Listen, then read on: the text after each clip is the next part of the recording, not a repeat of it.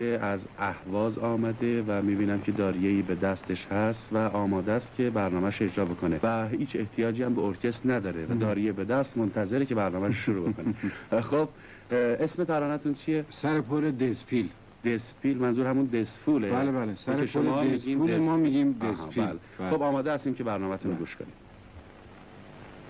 تو مکش سورمتیا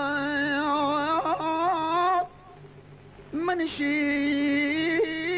در پیر نمیدل آخه جون جونم سر پول دستی یار یار کنم میاد او یار جفاکار کنم